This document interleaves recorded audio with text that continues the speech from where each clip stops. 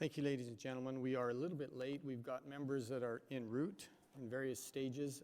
We were going to wait for them, especially for the chairman, but we're going to go ahead and get started because we know that particularly one of our witnesses has a flight that we want to respect and not make anyone late. Welcome, Ms. Lummis, who is the chairwoman of the Western Caucus. Chairman Rob Bishop will be with us shortly. It's always nice to get together for the Federal Land Action Group. When we started this group almost a year ago to find solutions, I'd like to emphasize that. We started this group to find solutions to the various federal land problems we're facing throughout the western United States. And I think everyone in this room recognizes that time is tough for much of the rural West. Recent events have illustrated that land issues are contentious and they're getting more so. On January 22nd, several of us in this group were able to attend a field hearing regarding the BLM resource management plans in Washington County, Utah, which is in my district. We heard from various local officials how their priorities and concerns were ignored in favor of more restrictive land management practices. The frustration in this room, in this group, was palatable. In attendance were hundreds of environmentalists urging us to ignore the local elected officials, and hundreds of more ranchers and recreationists who were urging us to push the BLM to go back to the drawing board. And after the hearing, we conducted a public lands listening session. There was a long list of issues, ranging from BLM law enforcement to collusion between environmental groups and land management agencies, unfair restrictions of AUMs and lack of access to public lands, and the fear of an impending monument designation. The list of concerns that we heard during that listening session was very long indeed. Soon after our January 22nd hearing, events heated up in a standoff in Oregon, culminating in a tragic and, in my opinion, an unavoidable or avoidable death. The underlying factors which led to this tragedy have not been resolved and are almost certain they're certainly going to get worse. And this doesn't even mention the administration's recent decision to stop new coal leases under public lands. The single act alone threatens to kill about 1/3 of the jobs currently available in parts of my district. County officials are angry, and those who rely on that coal for employment are beyond frustrated as they witness their livelihoods being ripped away. I can tell you that never in my life have I seen unrest over the federal management of public lands at quite the level that we see them right now, which begs the question, is there another way? Is there a better way? Are we truly locked in a paradigm that mandates federal control and ever more restrictive land use? Is the rural West truly only just a place that tourists visit? And is there no way to both conserve and to use land so that locals can continue as employment outside of the hospitality sector? Which brings us to the topic of today's forum. In our two previous forums, we've explored some of the problems in current federal land management. We raised several promising solutions for devolving control over public lands away from the federal government to those closer to the lands. Today, we'd like to take a more detailed look at several of those ideas that have been raised in previous forums. We're pleased to welcome three witnesses who are experts in public land policy and who I'm confident can help us navigate these issues. And I will introduce the three witnesses together, and then we'll allow you individually for your 5-minute statements. First, Robert Nilsen, who joined us at our first forum last July and who was kind enough to return and lend us his expertise as we take a deeper dive into this material. Dr. Nilsen is a professor of economics at the University of Maryland, and prior to academia, spent many years as a senior economist at the Department of Interior. Dr. Nilsen, as I mentioned, has an international flight to catch later on this evening, so we understand that you have to leave at about 5:20 or so. And okay, we don't want to make her wait, so we certainly will excuse you, and we're grateful that you made accommodations to be with us. Next, we'll hear from Carla Jones, Director of International Relations and Federalism Task Force at the American Legislative Exchange Task Force.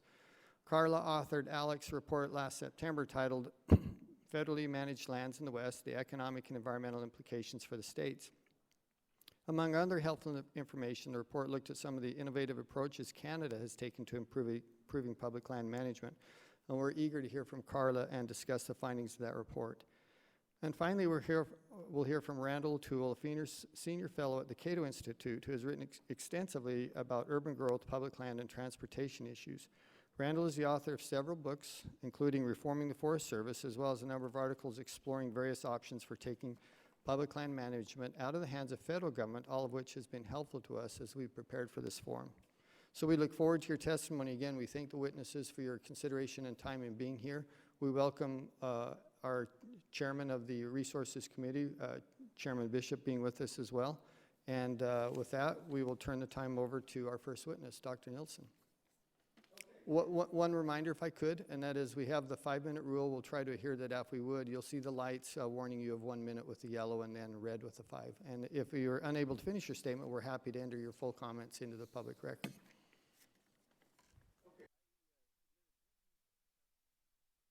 Is your microphone on? Now it's on. I submitted written testimony, and basically a lot of it consisted of enumerating all the different ideas over the last 30 or 40 years that I've heard suggested in terms of changing the federal land system in the West. And so they're just kind of sketched there. All of them, or at least the ones that might be of most interest, would require further examination. But anyway, to get into the subject of the hearing, there's a growing recognition that the system of federal ownership of nearly half the land in the American West is serving the region poorly. Broadly speaking, future public land reform could move in 3 basic directions: privatization, transfer of federal lands to state and local governments, and management reforms within the existing system of federal land ownership. During the Sagebrush Rebellion of the late 1970s and early 1980s, there were many proposals from economists and others outside the West for the comprehensive privatization of Forest Service and BLM lands in the West. The reaction in the West was almost universally negative. The reaction today would be similar. So the discussion of any broad-based privatization should therefore be taken off the table and made quite clear. And it would be in order that some of the critics of current efforts at reform say, oh, well, it's designed to privatize the land. And that needs to be clearly rebutted. There is one specific candidate for privatization, however, that I would recommend, and there are some others that I mentioned in my testimony: the 57 million acres of federal mineral rights that lie under privately owned surface.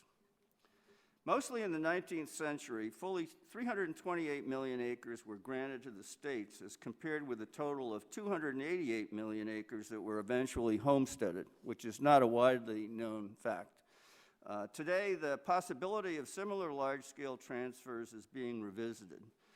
Excluding units of the National Park System, those lands in wilderness areas and with wilderness-like characteristics, military lands, and the national wildlife refuges, there remain a total of 360 million of what you might call acres of what you might call ordinary federal lands. That's 56% of all federally owned lands that are available for multiple uses, such as popular recreation, livestock grazing, and timber harvesting. I know of no principle of federalism in the history of the United States that would justify federal control and management of ordinary lands that are in other parts of the country are subject to zoning and other state and local controls. In Utah, the federal government on average spent $77 million per year for wildfire suppression and prevention from 2008 to 2013. If Utah assumed current federal responsibilities for wildfire in Utah and otherwise replicated federal land management practices, Utah would incur a fiscal deficit, new costs greater than new revenues, including mineral revenues, of about $100 million per year from a comprehensive land transfer. The federal government would incur a comprehensive $100 million fiscal benefit from that transfer. However, if wildfire remained a federal responsibility, as it should for various reasons, including the fact that the mess on the forests was created by federal mismanagement in the past, the fiscal deficit for Utah would fall to about $20 million per year. In either case, it would seem to me to be a small price for Utah gaining ownership of 31 million currently ordinary federal acres, equal to 57% of the total land in Utah.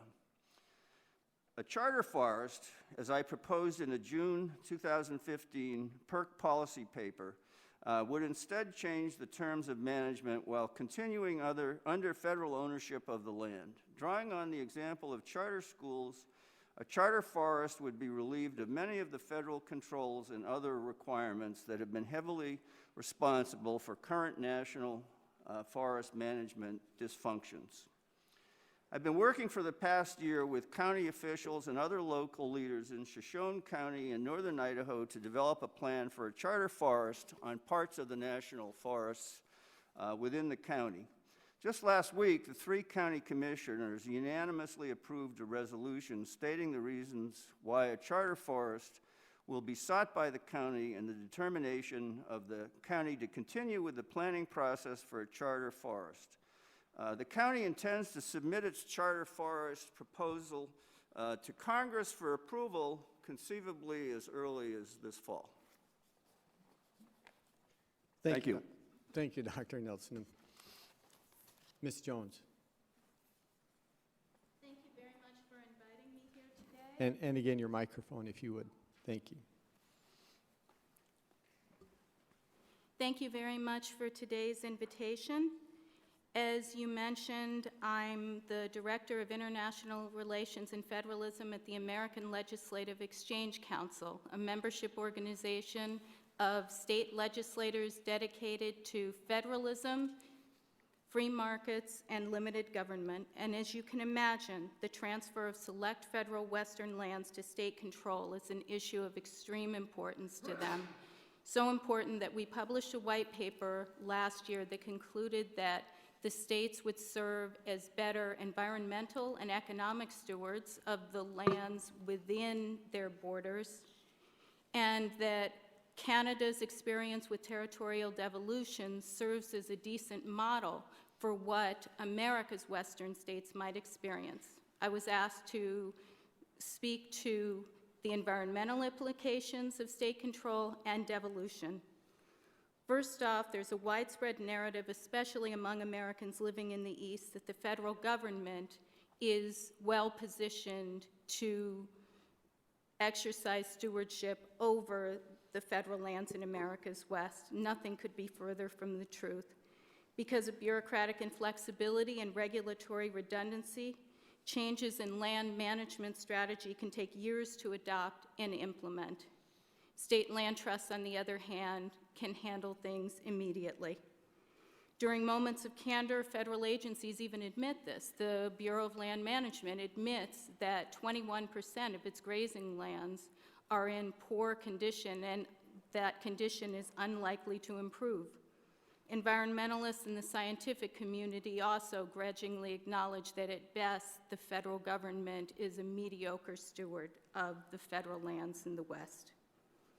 Unfortunately, it's the states that are the current victims of the situation. Catastrophic is becoming the new normal for wildfire seasons, affecting air quality and water quality. Landscapes are ravaged by wildfires, but also by pests such as bark beetles and poorly executed attempts by the federal government to harvest areas to prevent wildfires. Some worry that the western lands currently held by the federal government, if they were transferred to state controls, the states would sell the lands to the highest bidder. This is untrue. Land trusts are generally prohibited from selling the lands in their care. They're charged with managing the lands for long-term benefit, which incentivizes keeping their lands healthy. Healthy lands produce more revenues, and those revenues are used to fund schools, hospitals, and a wide array of social services in the states. Further, state land trusts are local and more accountable to the people. They understand and care more about the land because they live there. They look out the window and see it every day. They understand that their states rely on income from tourism, including ecotourism, which would be undermined by unhealthy lands. They also have the flexibility to be better stewards to the land due to less bureaucracy. The states that are petitioning for transfer of their public lands from federal to state control are taking the responsibility very seriously and generally start with conducting exhaustive feasibility studies.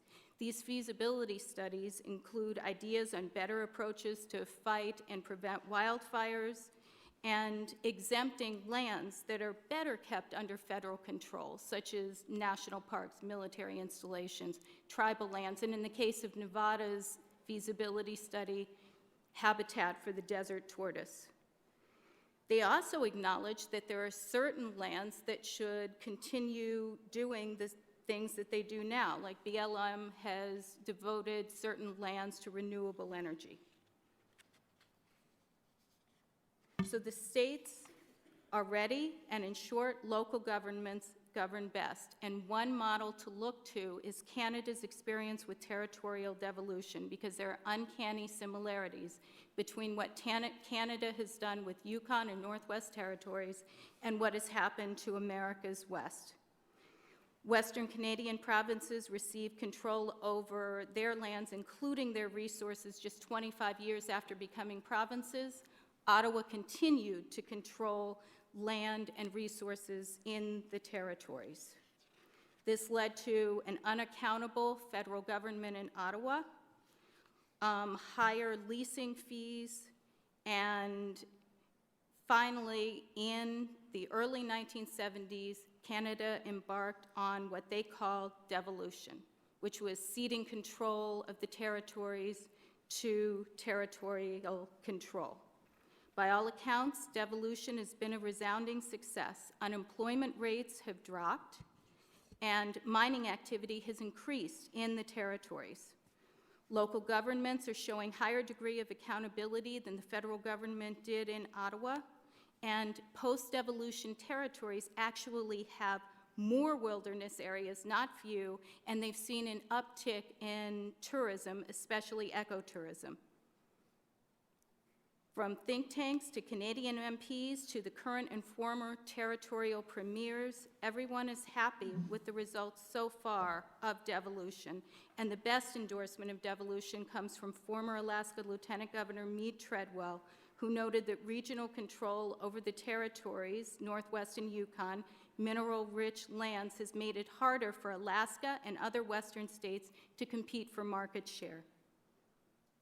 It's time for the states to be given the opportunity to control the lands within their borders. They're ready. And I thank the Federal Lands Action Group for this invitation and for the work that you are doing in that regard. Thank you, Ms. Jones. I'm sure that there are those of us who have questions. We look forward to coming back to that. Mr. O'Toole, I'll turn the time to you for 5 minutes. All right, thank you very much. Although I work for the Cato Institute, which is here in Washington, D.C., I live in Central Oregon, about 2 counties away from Harney County, and I'm pretty familiar with the area of Harney County and what was Is your going microphone on? All right, well, it was on, but I guess it wasn't aimed right. So I live not very far from Harney County. I'm pretty familiar with what's going on there. And I see it as just a continuation of the kind of battles we've been having over public lands for more than 100 years. I was an active participant in those battles in the 1980s and in what was called the Timber Wars, the Sagebrush Rebellion. As far back as 1910, I've looked at the historical record that debates over public lands. I think the reason for these debates is that the federal government has given people incentives to polarize. Anytime you don't like something, you go to Congress and you ask for a change. And in order to get Congress's attention, you have to use as extreme rhetoric as possible. And so everybody becomes more and more extreme all the time. At the same time, the one thing that everybody agrees upon is that these lands are extraordinarily valuable. And that results in another dilemma. If they're so valuable, why does it cost taxpayers more than $5 billion a year to run these lands? The answer is that although they are very valuable. The agencies are not allowed to charge fees for a lot of things, and the fees they do charge mostly are used to fund some special interest group or to fund some agency project rather than actually going to the United States Treasury. Almost all the fees that actually make it to the Treasury are collected from less than 1% of the lands, which means the subsidies to the other 99% is about $10 per acre. So how do we solve this problem of polarization and costliness to the Treasury? Well, one alternative that people have suggested is privatization. Bob has suggested that's not very politically feasible, but I've looked at it and realized that we have 350 million acres of private croplands in this country that get $20 billion of subsidies. Those subsidies are 6 times as much per acre as the subsidies to federal lands. So privatization doesn't mean we're going to solve the problems. The other proposal that people have considered is turning the lands over to the states. So I sat down and I looked at 150 different state agencies that manage land. And what I found was the vast majority of agencies were just as poorly managed as federal agencies. They had suffered all kinds of controversies. There was polarization. Their budgets lurched from crisis to crisis, and they had all kinds of problems. However, a few state agencies were well managed, and as Carla pointed out, these agencies they're treated legally as trusts, not land trusts, but fiduciary trusts. That means hundreds of years of common law kicked in that required the trustees to act with transparency, to preserve the corpus of the trust, and to produce a profit for the beneficiaries. So you have to have all of these things: beneficiaries, trustees, a mission statement, and so on, things that for the most part federal agencies don't have, and so they don't qualify as fiduciary trusts. So the real solution is not turning federal lands over to the states or to private or to anybody else, but to turn them into fiduciary trusts funded out of their own income rather than out of tax dollars, making sure that everything they do is paid for out of their own receipts. If they can't afford it, then they don't do it. How do we do that? Well, I recommend, and I've written a lengthy paper on this called A Matter of Trust, which I have copies of here if anybody doesn't have one. I recommend that the federal land be broken up into about 100 to 200 different parcels of 1 to 5 million acres each. But it could be more, it could be less, it depends on the local conditions. Each parcel would have a trustee or trustees. How would they be selected? I suggest that anybody be allowed to join the Friends of the Yellowstone Trust, or the Friends of the Southern Utah Trust, or the Friends of the Mount Hood Trust. Well, the Friends of the Yellowstone Trust is going to have a international membership, really, because people all over the world love Yellowstone Park. The Friends of Southern Utah Trust is going to have more of a national membership because people all over the country love Southern Utah. The Friends of the Mount Hood Trust is going to have more of a Northwest membership. And the Friends of, say, the Tule Lake Trust is going to have a pretty local membership. So you're going to have a range of membership that depends on the value of resources to the people. The Friends group will elect the boards of trustees. The trustees would then have to manage the lands within their constraints, which was that they'd have to figure out a way to earn a profit, they'd have to collect fees, and they'd have to manage the lands in a way that's both transparent to the public and that preserves the corpus of the trust as required by common law obligations for fiduciary trusts. So I propose this as an alternative to turning the lands over to the states. It still results in local control to the extent that the resources are of primary local interest. It results in national or international control to the extent that they're of national or international interest. But either way, the trust have a basic fiduciary obligation which would heavily constrain how they would work. Thank you very much. Thank you, Mr. O'Toole, and to all the witnesses, thank you once again. We would like to, I think, pursue some of your comments with some questioning. I'll go first, if I could, and I'm going to go kind of quickly because I want to actually hit all three of you with the follow-on that I'd like more information on. So we'll have to be keep your answers short if you could, and be succinct as you can. Ms. Jones, if I could come to you first. I mean, when I started in my opening comments, I said we're looking for solutions, and I'm very sincere in that. I want to find out if there is a better way, that not everyone, because I don't suppose we'll ever get to where everyone's happy, but where most of the stakeholders would be happy or feel like we took a step forward. You talked about in your research, you'd reached the conclusion that states would be better managers of environmental concerns. Now, for those of us, and I appreciate you made the comment as well, and I think several of you at least alluded to this, the people who care about the land, I think most are those who are most affected by it, those who live there. There's a reason I choose to live in Utah. It's because I love Utah. There's a reason that people choose to live where they do. It's their home, and no one wants to destroy their own home. But yet, there's such resistance to some of these ideas. And again, you mentioned that the states would be better managers of some of these environmental concerns. Again, the environmental concerns. Why, in your experience, why do people resist that? What is the argument against that? Is it an environmental concern, or is there something else to it, do you think? And your microphone, if you would. Right, I did that. Thank you. I think honestly it is the environment that motivates a lot of people, a lot of people's opposition. But if the evidence says that they could have a better environmental outcome. But that's not the narrative. And that's why I said the narrative is that the federal government is a better steward. And when people think of Yosemite and Yellowstone, they think of federal management of it.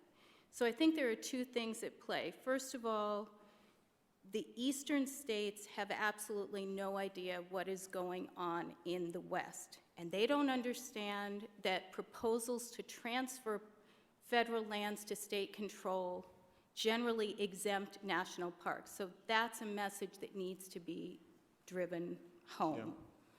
Yeah. And I think the environmentalists have done a very good job of convincing the public that any transfer from federal control would mean degradation of the environment. Well, and that's an interesting point because, you know, I believe that most environmental groups are genuinely trying to protect the environment. And what I'm trying to understand better is why, contrary to the evidence in many cases, they resist the idea of having a different steward if the outcome is more environmentally sound. And I just can't quite understand that from some of them, and I've talked with them about it and not received an answer that I think helps me understand that better. Mr. O'Toole, I'd like to come to you very quickly if we could. You talked about fiduciary trust, as did you, Dr. Nielsen. And you made, I think, a fairly persuasive argument for that. In your analysis, in your experience, have you identified any good candidates that we would designate as a fiduciary trust? And what kind of obstacles do you see in the way of moving forward with something like that? Well, Western Oregon has about 2 million acres of land managed by the Bureau of Land Management. That's called the Oregon and California lands. They're a railroad land grant. And there was a proposal submitted by Representative DeFazio to turn that land into a fiduciary trust, with the counties being the beneficiary of the trust. It was opposed by some environmental groups, but supported by other environmental groups. Senator Wyden did not support it, and so the proposal died. But that was a good candidate for this kind of a potential fiduciary trust. I think the opposition came because for environmentalists, the devil they know is better than the one they don't. They would rather deal with Congress than have to deal with 50 state legislators or a dozen state legislatures for the West. And so they were just happier with it being in federal management rather than as a trust. Okay, thank you. And I only have a few seconds left. So, Dr. Nielsen, I'm going to ask you very quickly.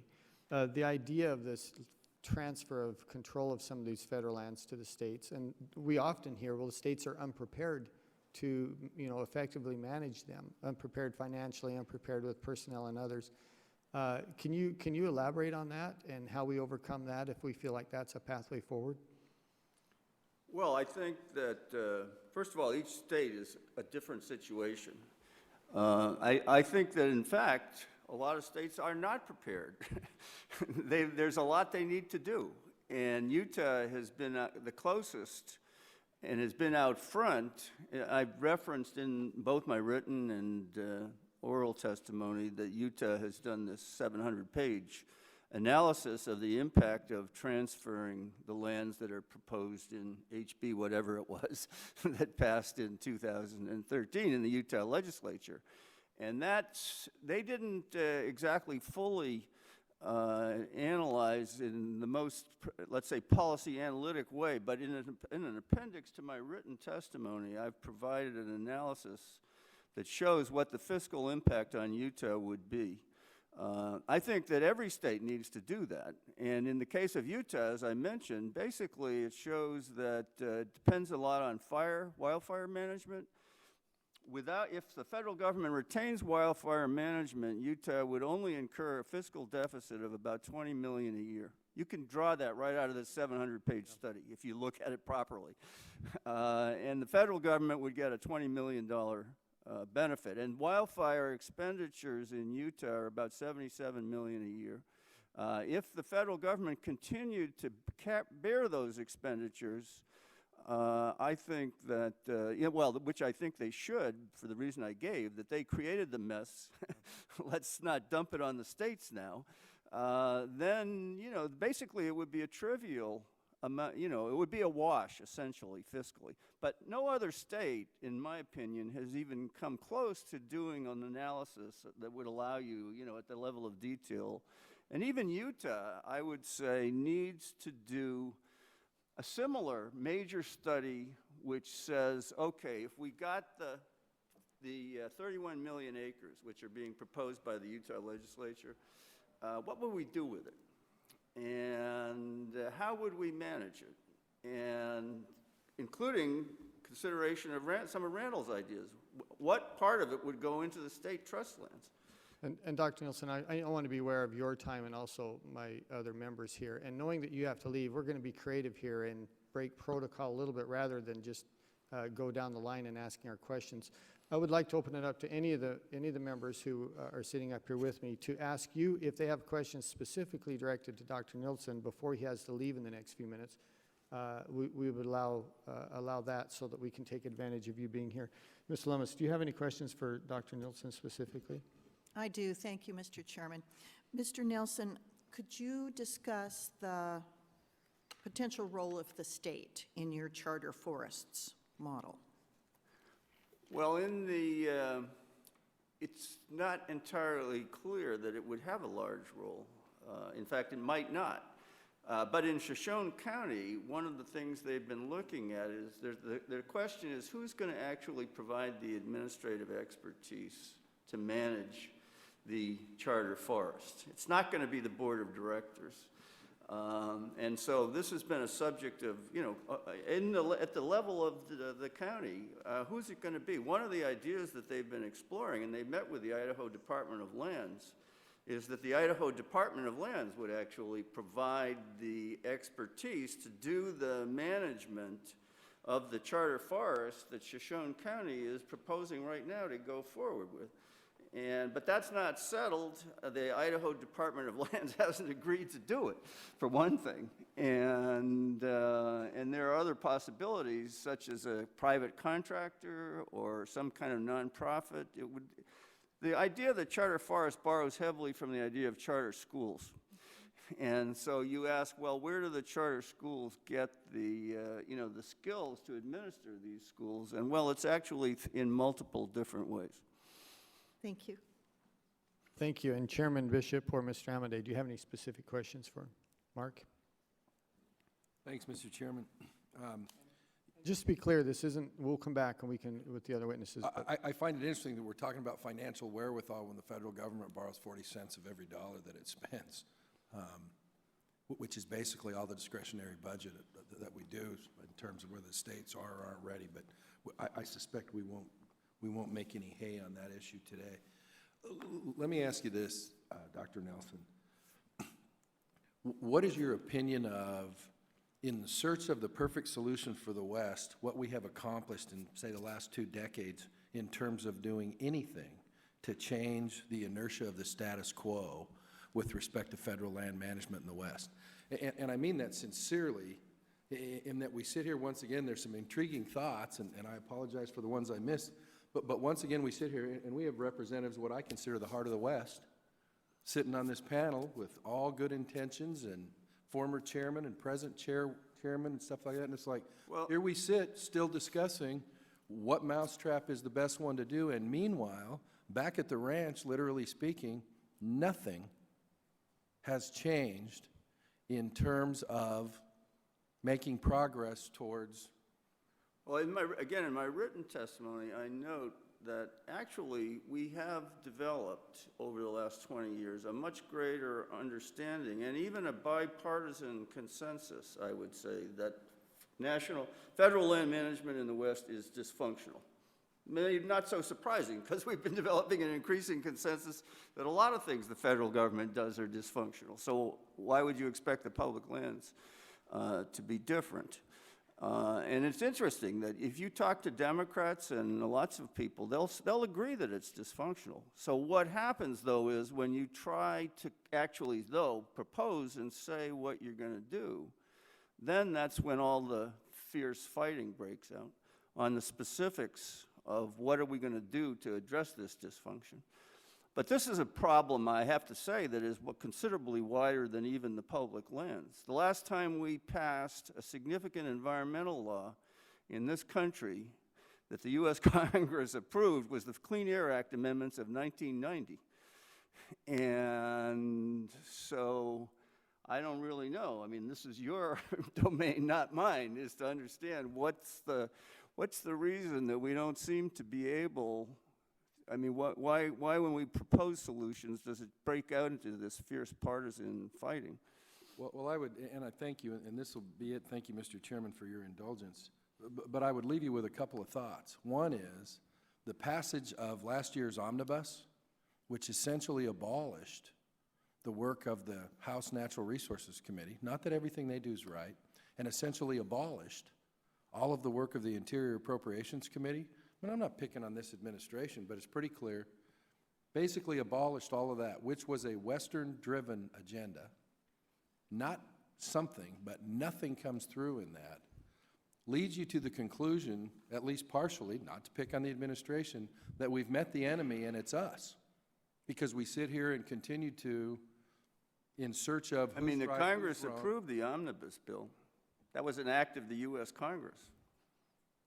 Well, I'm talking about reality. Our job here is to try to do something or say nothing is okay. And I'll just tell you, in case it's unclear, the status quo, in my singular opinion, is not okay. And with your testimony on, well, it's dysfunctional, to sit there and go back to Wyoming or Utah or whatever and go, hey, it's dysfunctional, but we've been doing it for a long time, let's keep doing it, strikes me as a very unique way to continue to let the status quo and the dysfunctionality metastasize. Thank you, Mr. Chairman. Thank you, Ms. Amadei, and Chairman Bishop. Yeah, now you need to go at 20 after, right? I got about 5 minutes, I'd say. That's about what you got, yeah. So this idea of a charter forest that you're talking about, is that a midpoint to an ultimate goal, or is that the ultimate goal in and of itself?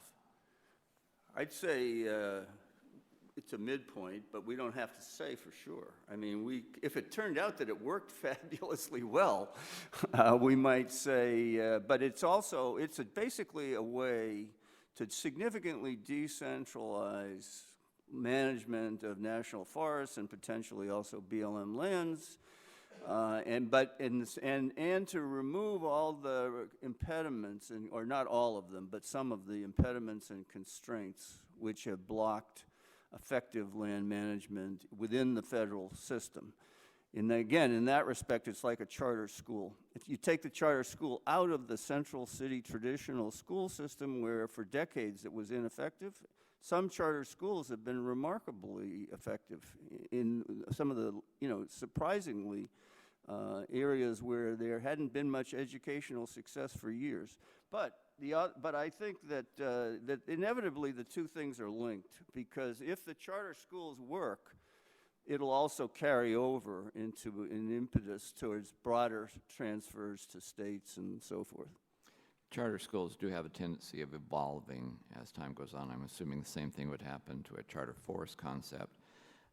as I've looked through some of your writings in the past, have you found any time, even going back to the Homestead Acts of the 1800s, where the federal management was competent? Probably not. The problem has always been, which I have emphasized in these writings, that the East has never understood the West. And so I gave a talk recently where I said that the East has always been projecting its utopian fantasies on the West. And the West has then, been saddled with an impractical, unworkable system. The Homestead Act was because, and before that, squatting was the method of settlement in the West.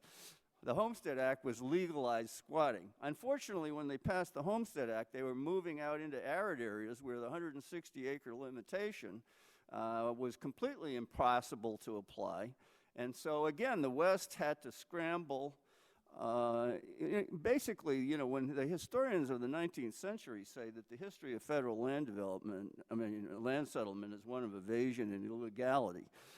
But that wasn't because people wanted illegality. That was the only way that the system could function, because the federal government had so many misconceptions and even now, the idea of scientific management from the progressive era never worked. And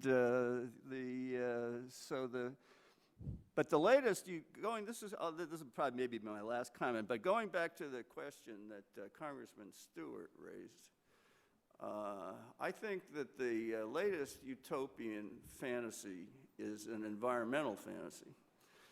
And when you say why don't environmentalists say, oh, well, state management is going to be better? Well, actually, environmentalism is a very broad thing. And the environmental movement, there are many different conceptions of what good environmental management would be, but the environmental movement since the 1960s and 70s has been, captured by an idea of that nature best managed is the nature most wild. And that's the latest utopian fantasy. That's why we've eliminated timber harvesting and all kinds of other things. And so, again, the West has been left to scramble to try to deal, because actually, even as some environmentalists now are recognizing, the idea of true wildness is a fantasy itself. All areas have been affected sometimes by Native Americans, even well before Europeans arrived. And when we converted to ecosystem management in the 1990s, which replaced multiple use management, that was the triumph of wild nature and biodiversity and ideas like that over pragmatic, utilitarian ideas like multiple use. But nobody knows what ecosystem management actually is. It's a complete, massive confusion. The closest I've ever seen to a coherent definition is prior to European settlement. And to say that we should be managing our lands in the West, covering almost half the lands in the West in order to restore them or to try to achieve something which is the closest approximation we can to pristine, and pristine in practice means prior to European settlement, it's obviously going to create all kinds of practical problems. Thank you, Dr. Nielsen. Anyway, I think Thank you for that's joining. my final message on this. Thank you. Thanks a lot for the Travel time, safe. and I'm headed to Finland. So we'll go back with our normal protocols now, and we'll turn to our regular 5 minutes. And Dr. Nielsen. I always forget. Chairwoman Lummis. Well, thank you, Mr. Chairman. My first question is for Mr. O'Toole. Under your proposal, can you explain the relationship between a market-based or economic-based fiduciary trust obligation and the non-market trust ideas? And how can they be co-managed by a trustee? Well, what I propose, and it doesn't have to work this way, and it might not need to work this way in a lot of places, but when you have some valuable historic resources or some valuable non-market ecological resources, such as an endangered species habitat or something like that, I propose to create two parallel trusts. One trust would manage the commercial resources, and they would manage it for the benefit of the non-commercial resource. And the second trust would then get some of the money from was earned, the profits that was earned by the first trust, and they could use those profits to find the most efficient way they can to manage the non-commercial resource.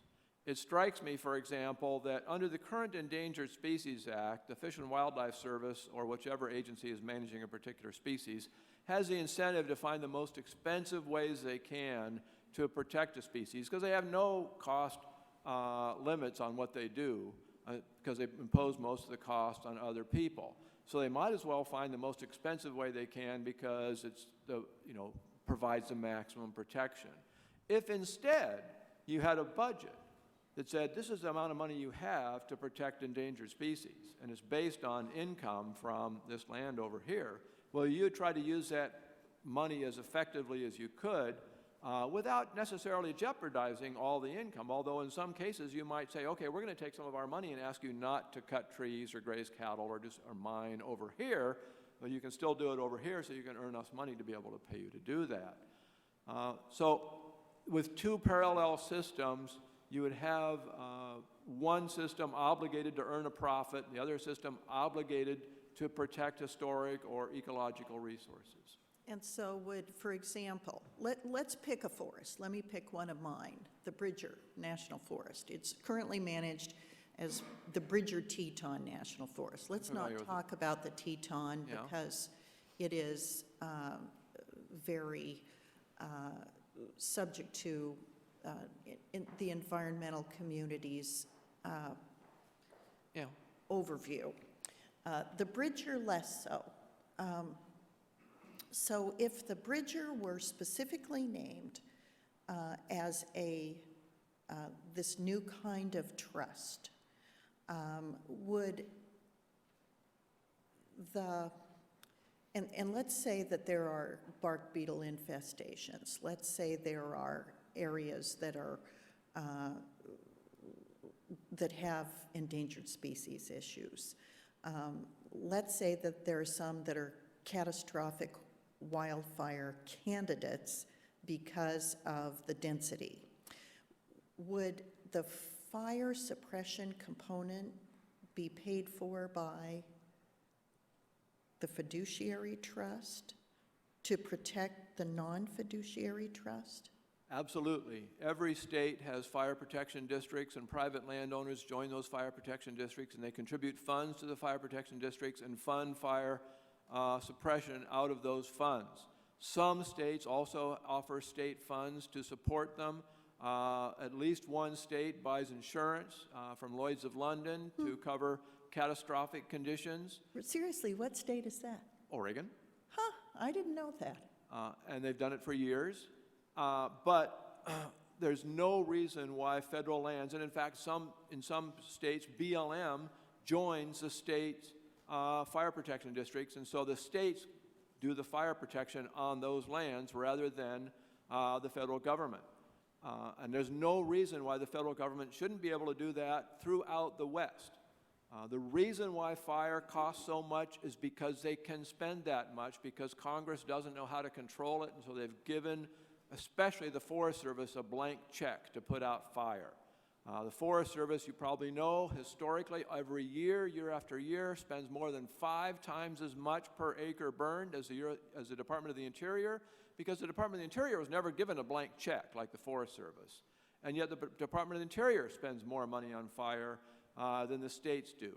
So fire is out of control, and it's out of control because they have no incentive to control it. I'm convinced if we put these lands on a pay-as-you-go basis and pay them out of their revenues, that they would easily be able to cover the cost of fire. One more point.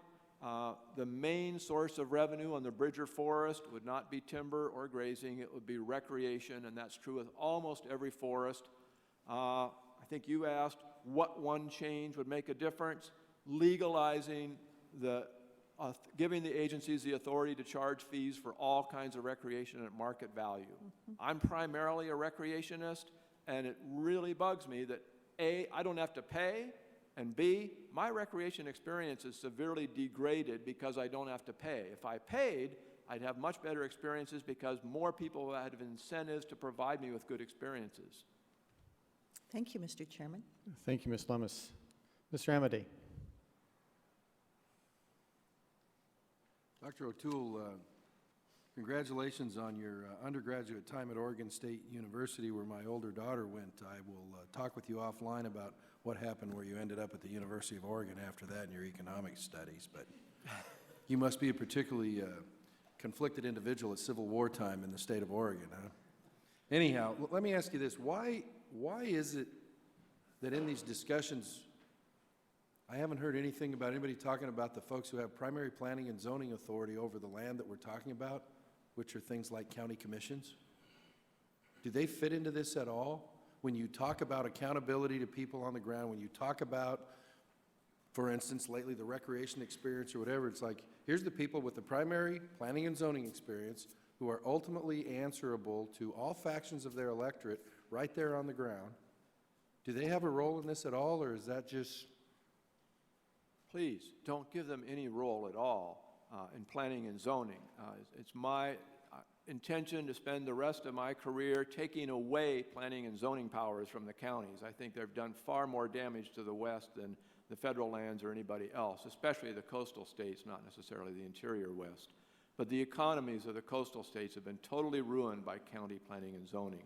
Well, let's focus on the interior for a minute, since I'm from a state that doesn't own a coastline. Because I'll tell you, the frustration where I come from is people who are elected by nobody 2,500 miles away are making decisions whether or not you can graze your cows, are making decisions whether or not what your recreational opportunities will or won't be, are making decisions whether or not you can go drill a 3-inch in diameter hole to explore for some mineral, not that you're going to produce it, but that you can't even go drill for it. And so the frustration of the responsiveness of a 2,500 mile away distant authority, which is nameless and faceless and elected by no one and accountable to 535 people back here, most of whom are not from your state, making those decisions for you is incredibly frustrating to those folks. And on a human level, you can kind of understand why. So how do they get engaged? Well, I absolutely agree with you. But you have to recognize that this is no longer a question of East versus West. This is a question of urban versus rural. 90% of residents of the West are urban. 40 years ago, many urban residents in the West had jobs that depended on agriculture, mining, or forestry. Today, almost none of them do. And so they have absolutely no sympathy for ranchers. They have absolutely no sympathy for loggers.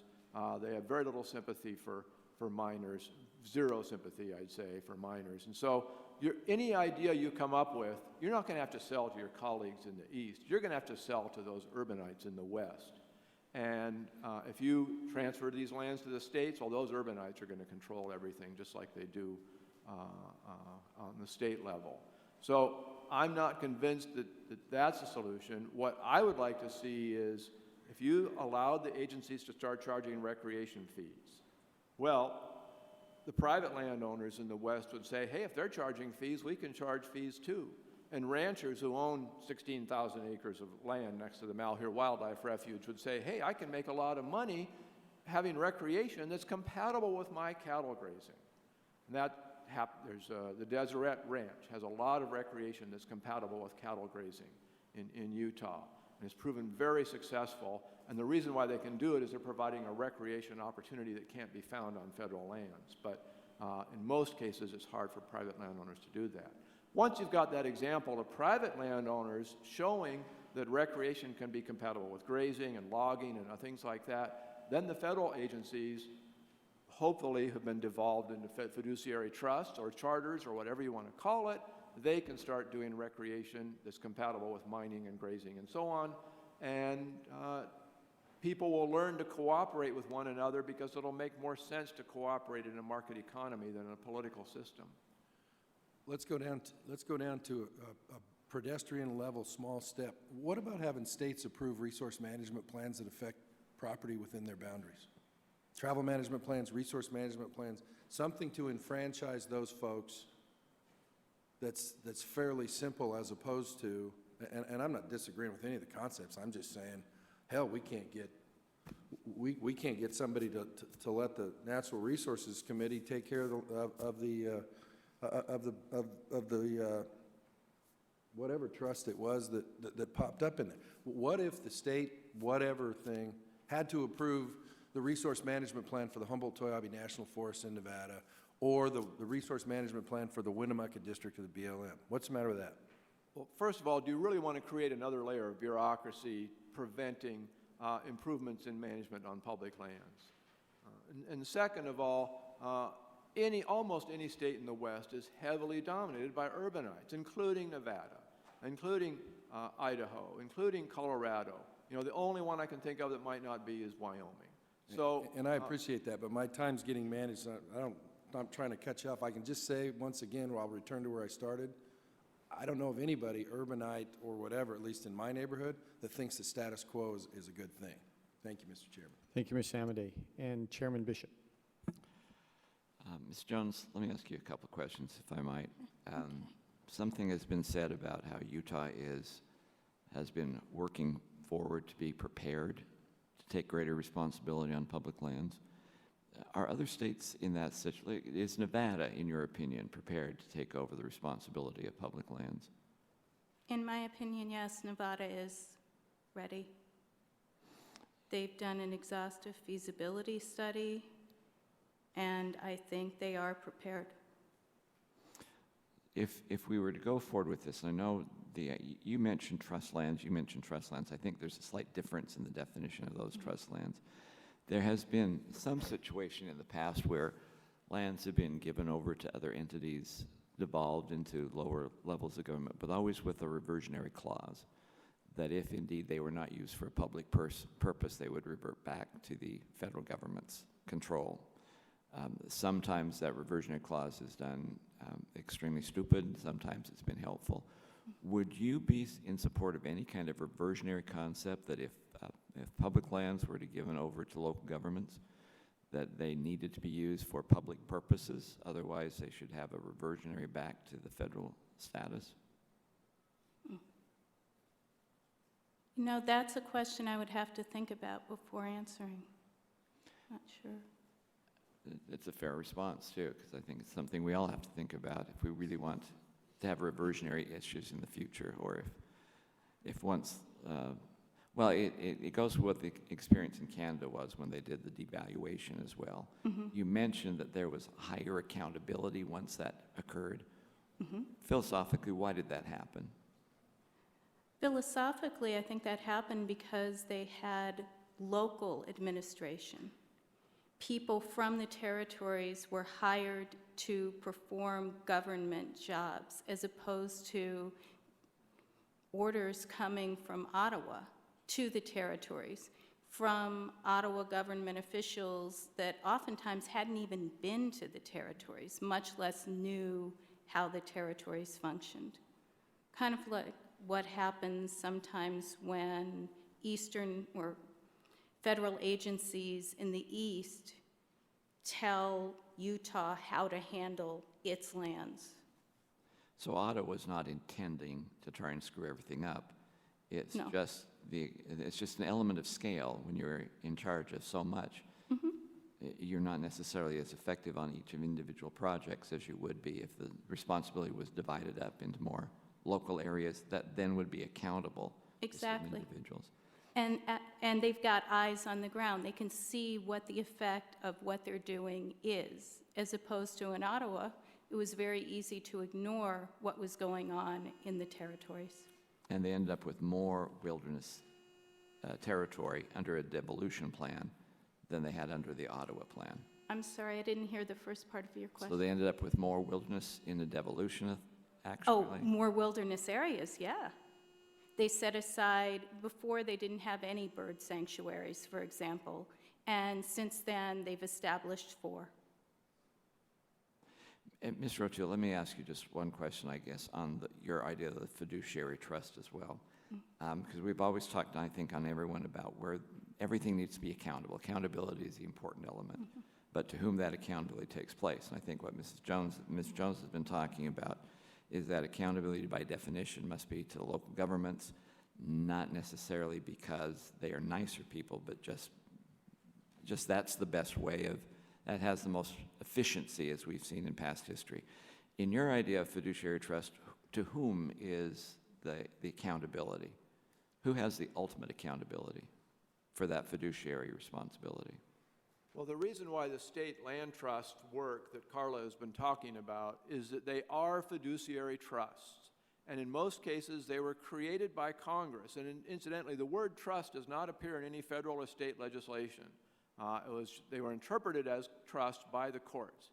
They were created by Congress, given to the states to produce income, in most cases, for local schools.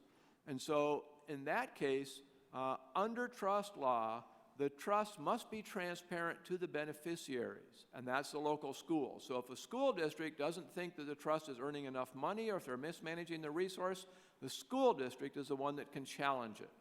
So in the case of fiduciary trust that I'm talking about, the beneficiary wouldn't be local schools. It might be a endangered species trust. It might be a historic preservation trust. It might be a county. It might be the U.S. Treasury. Whatever that was, the beneficiary or representatives of those beneficiaries, such as individual county residents or whatever, could then challenge the trust and demand transparency. Thank you. My time has expired. Thank you, Mr. Chairman. That concludes our round of questioning. To the witnesses, once again, thank you for being here. Thank you for your expertise, your willingness to share that with us. I think it's been helpful. There's much we could talk about on this. This isn't something we're going to fix by the weekend, but these hearings and you being here is helpful for us. So thank you to the members. Thanks for taking your time to join with us as well.